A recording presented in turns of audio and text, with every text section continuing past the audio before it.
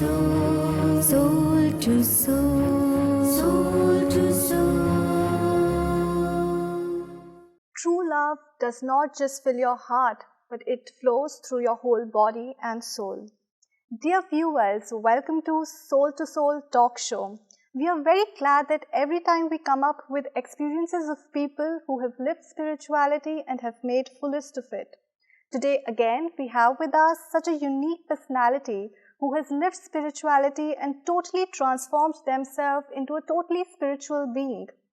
Today, in this episode, we have with us Sister Kim from Malaysia.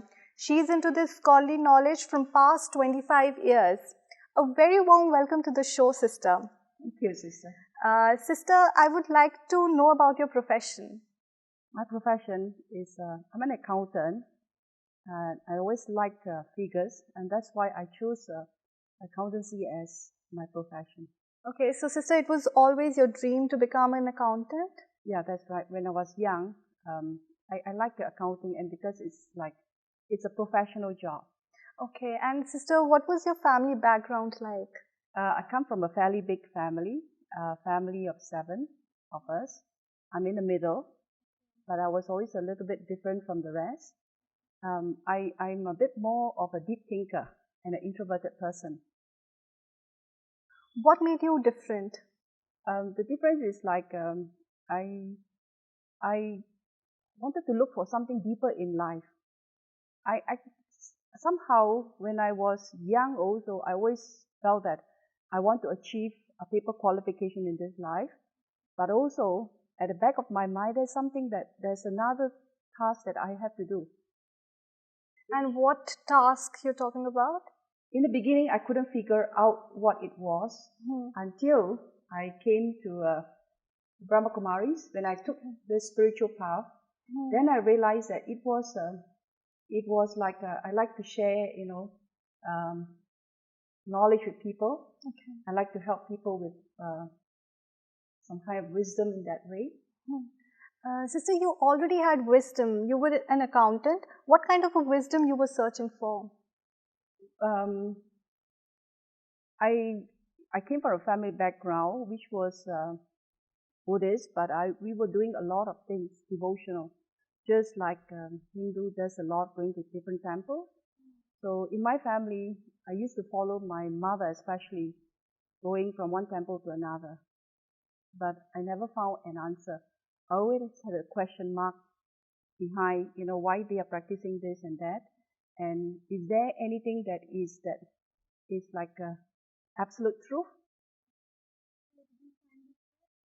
I didn't until it took me about, I think this interest started about when I was 10 years old. So only when I was at 25, I started to join different groups. Like I ventured into Theosophical Society, and I met a few friends who were also seekers, and we used to share about different religion in that way. And then at the same time, I also studied Buddhism on my own and practice Buddhist meditation. Okay, so it helped you in your life, Buddhism practice? It was a bit dry, doing on my own, and I find that it was not still fulfilling what I was looking for. So, Sister, there was no one to guide you? No one. So I just continued to read whatever books, I've read book by this Paramahansa Yogananda about the autobiography of Yogi, Man's Eternal Quest, and also I also read the teachings of Sai Baba. It didn't help me, but one thing good out of it was that it brought me, in the beginning I didn't believe in God, but I believed in truth. And I always thought it was the power of the mind. But while I was reading this book, it brought me closer in the sense of like seeking God. And the thought came that if really there's God, then He should be above religion in that way. You never used to believe in God. Then why did you used to follow the rituals, and why did you used to go to temples? I was still searching. Okay. Yeah. So you were searching for truth, or you were searching for God? I was searching for, I guess maybe both, because one of the things is like I go to this temple, and then in Chinese practice, we have all this mediumship, and sometimes when you go to one temple, one advice given to you um, by the so-called same deity differs from another temple that you go to. So it actually makes me more confused. And that's why I believe that if there is so-called one God, wherever I'm seeking, in whichever temple, place of worship, I should get the same answer. There was just a search of one God, or it was a search for one God, but in our belief, it's like if God is powerful, it can actually take the many forms in that way. So the message should come to many, but it should be the one same message. But I'm not getting that kind of message. So what kind of a message you were searching for? Truth about the self, and really about who God is. How many years it took you to complete your search? Maybe about 20 years like that. Sister, how was your childhood? I was a very introverted person, very studious. I don't like mixing so much with people in a sense, but more like keeping more towards myself. I mean, I have a sister who is very close to me. We used to do things together, but she can take things life easier. But for me, it's like I'm much more serious. Okay. And sister, what were your hobbies like? I used to like readings, and go nature, and I play games a lot. So it balanced with my introversion. Okay, what kind of games you used to play? Well, I actually played hockey, actually. Wow. Was representing my states in a way. Okay, interesting. And did you achieve something? Yeah, for the whole of, when we talk about, the secondary school, I was like, our school was a champ for the 5 years when I was with the school. Oh, great, sister. Sister, you just said that you were an introvert kind of a person. Why were you an introvert kind of a person? Was it because of your family atmosphere somewhere? No, my sisters were not like that. But somehow I find that I was the only one out, in that way. Okay, and you were happy with the existing life? I don't think so, because I was searching. Okay, so the search was not there. Yeah. What kind of a life you wanted to have? What kind of a life you wanted to achieve? Basically, like most people, I think that, when you are not sure, when you're young, you are not really focused. And I think the only thing you could think is like to be successful in life. Okay. And I was just working on that, Okay, and what kind of success? Like academic success, or what kind of success? Academic success, and then professional success in a way, becoming an accountant and working and, well, gathering money in the sense.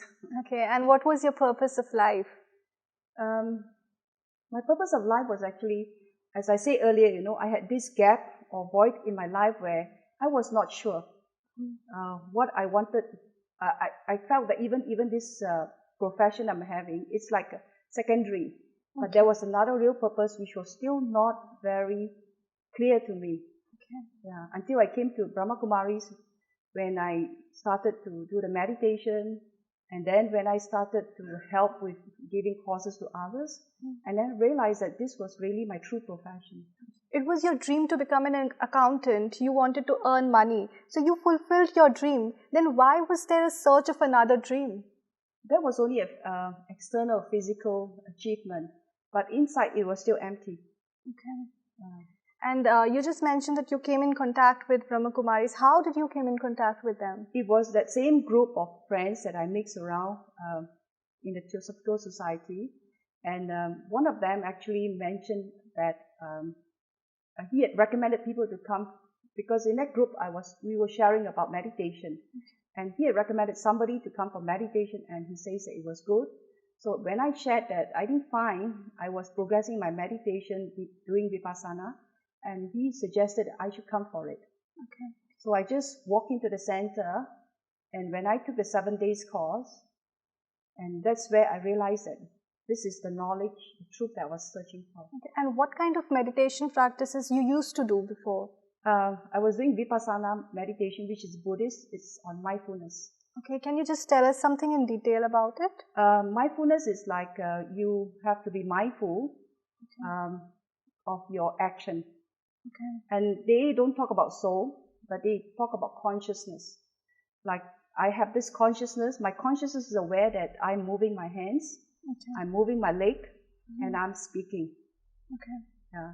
But when I came to Brahma Kumaris, I found that it took me deeper in the sense that I realized that who or what is this consciousness is I, the living soul, that is doing all these things. Okay. So did you ever experience anything in meditation? When I took this meditation, I found that I experienced the peace, the calmness, and it felt very good in that way. What kind of a difference you found in the meditation technique? One of the things is that I found that when I was learning this Brahma Kumaris meditation, things were happening, a lot of coincidence, good things were happening for me, which never happened before. Okay. And that's how it brought me to believe the existence of God in that way. Okay. Did you ever had an experience of God in meditation? Yes. When I came into this meditation,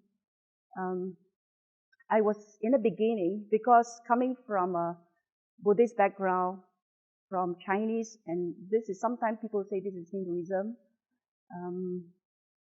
I was a bit skeptical. So when I was so keen for this knowledge, and my sister once commented that you are becoming a fanatic. So the word fanatic kind of like worried me. So I sat down and I actually communicate with God, and say that, are you really there? And why, is it true that you have come for me in that way? So what happened was that I didn't get the answer immediately, but when I was sitting, this happens in a center where I was, talking in a special meditation room. So when I went back and I was sitting down in that silence, suddenly the whole scene kind of flashed back to me that a year ago, when I was using some teachings from Paramahansa Yogananda in Man's Eternal Quest, where he says that when you want to speak to Supreme Soul, and he acknowledged Supreme Soul as Mother and Father. So I use that, if you're my Supreme Father and Mother, help me to find a way back to you, help me to be able to communicate with you.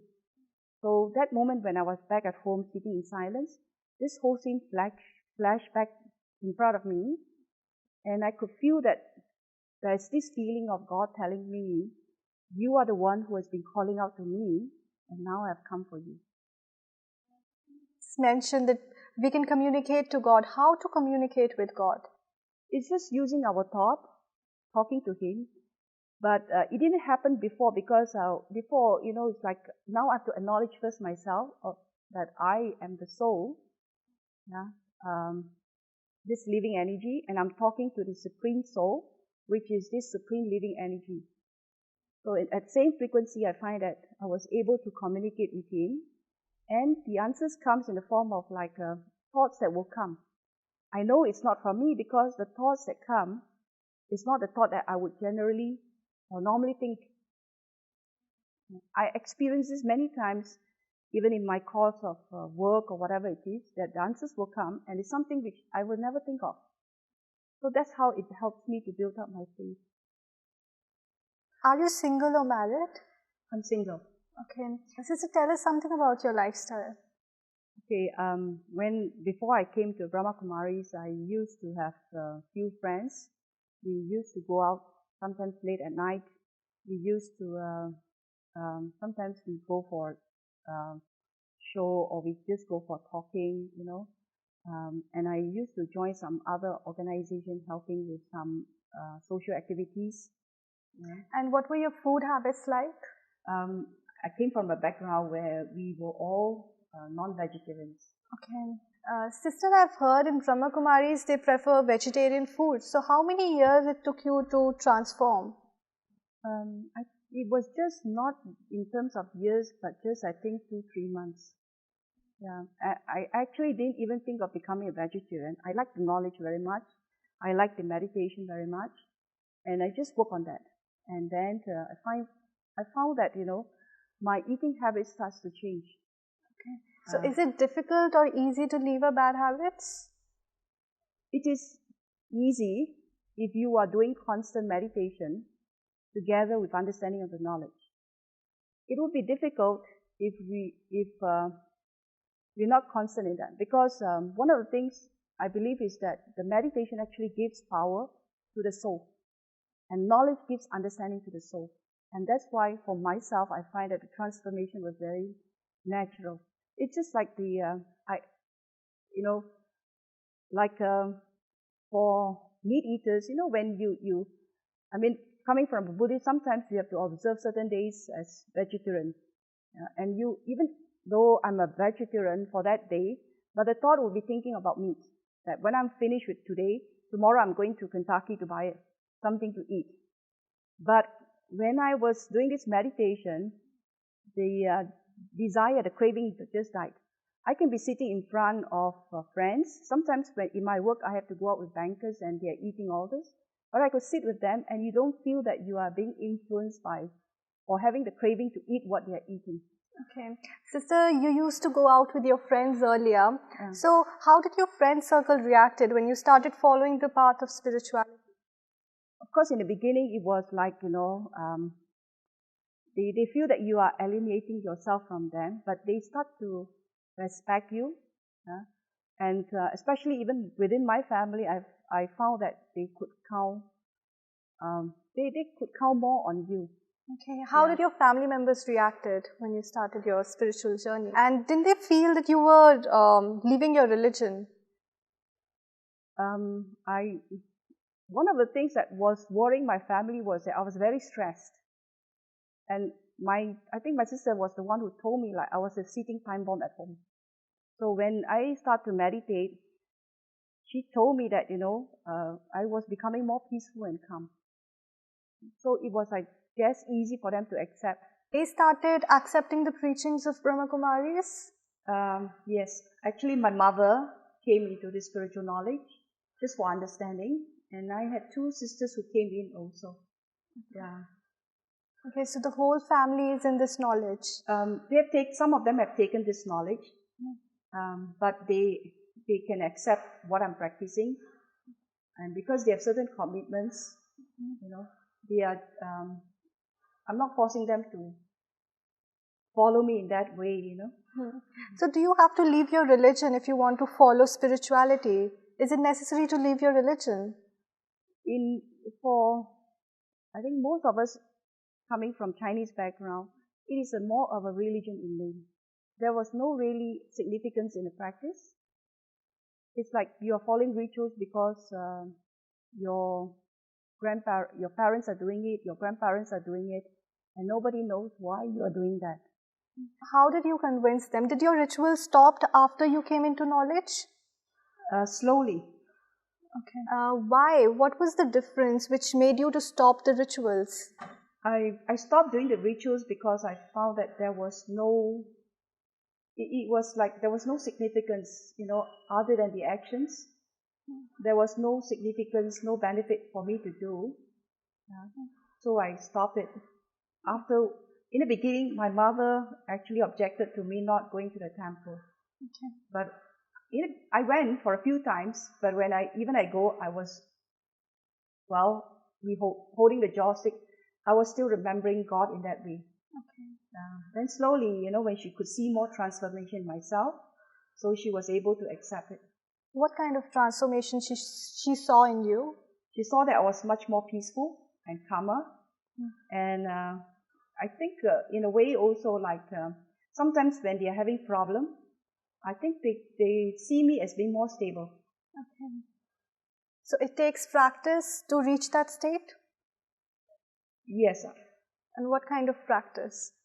Practice actually needed, same thing like if you want to change habit, it's like you need consistent meditation, consistent understanding of the knowledge of the soul and the connection with God. I've heard that the people who do meditation, they're very self-centered. So did you become more self-centered? You have to pay attention. Self-centered, I would take it to mean like you have to pay more attention to yourself, right? Okay. In that way, it's like I have to be strong first and stable, which means I have to pay a lot more attention, awareness of myself. So when that happens, only I will only be able to help others in that way. Sister, did you ever dreamt of meeting God in your life? No. Okay. Really, this was really unexpected. Okay. Yeah. Did you ever meet God?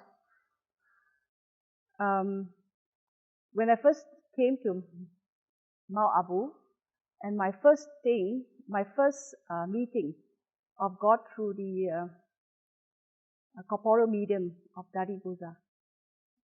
Yeah. See, what happened was that when I came, I heard of my senior, when they came, they were saying that they have personal meeting with God in that way. And then when I came that time, it was like a group meeting.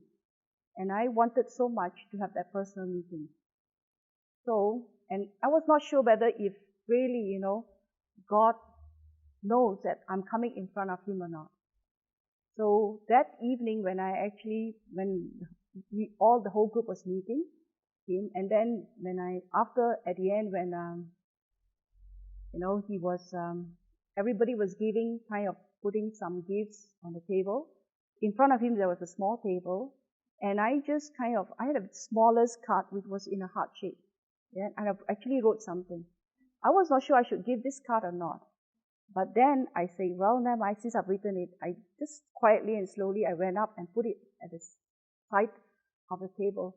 And then when I look up, something made me look up to this corporal medium, and he was watching me.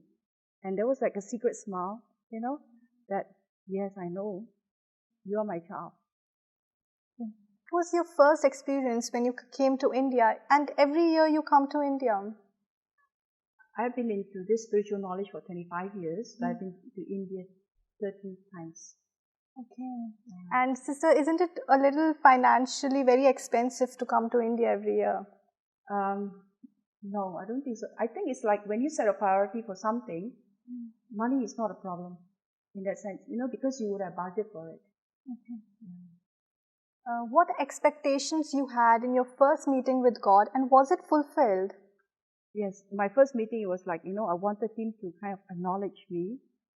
Yeah. And when I had that meeting, I felt that, God actually is aware of my existence. I had actually good experience of God, but not, every time I come to Madhuban, it's a different kind of experience. To me, it's more of like that kind of feeling, that God is there. I had a thought, something happened. I have a question, it will be answered. And also, it's like that, you find that the feeling of there is someone always protecting you. But the most deepest experience I have was when I was in front of one of our senior, Daddy Janki, and this was in London actually, during Raksha Bandhan. So I was in front of her, and then while I was just looking on her forehead, I saw this, I was just having this thought, I'm coming in front of God, and I saw from her forehead this shining light, shining out, just like a diamond, and it's like, it just kind of absorbed me into it and took me off beyond, and I just felt like I was flying away in that way. You said you had different experiences in Madhuban. What experiences you had in Madhuban, and what urge you had to come every year in India? There's so many experiences at this moment. It's like, for 30 years, you sometimes you don't reflect so much on it, but every year it's a different kind of experiences. Sometimes, like, I come in front, even if I come in front, I go to Baba's room, I sit down, and I have this, like, I talk to God as my friend. I say, I have this problem, and this problem is so big, and I'm talking to my father and say, nobody can help me. And then suddenly the thought will come, look at me, I'm even a bigger father than this problem that you had in front of you. and then the problem just goes away by itself. And sometimes it's like there was one time when I came, I was very tired, and I had to help with a program going the next day. So, and I was just talking to God, I say, I've just arrived, I'm very tired, I don't think I can get things going, you see. And suddenly, it's like I was looking at this picture, and from the forehead of this founder, Brahma Baba, like there was a sparkle from the eyes, and just a blink like that, and I felt energized. Okay, and you just mentioned Brahma Baba. Who is he? He's our founding father. Okay. Yeah. And we are talking a lot about Madhuban. So what is Madhuban? Where is it situated? Madhuban is situated in Mount Abu, in the Aravalli range. In the early days, we used to come by train from Delhi, and it was like 14 hours. Yeah. But now it was much easier. And we used to value this because it's like really you are going through this 14 hours of journey of dusty tracks, and when you come to Madhuban, and you find that the whole scenery, atmosphere changed. It was like so clean, especially when I see myself wearing white in a sense, and everybody white, it's such simple and so much of cleanliness and simplicity. When you used to come to India, did you ever feel that you're coming to your home, to your father and mother's place? I felt more like I'm coming back to, maybe in a way, it was like, because I recognize God as my father, so it's like coming home. I never give it much thought, but when I was in my first year, when I came in, I was like moving freely, I didn't see the seniors as like I would fear them, but I felt very easy at home. Thank you so much, sister, for sharing your experiences with us. Viewers, I'm sure it was enriching for you all. We'll meet you in the next episode. Till then, goodbye.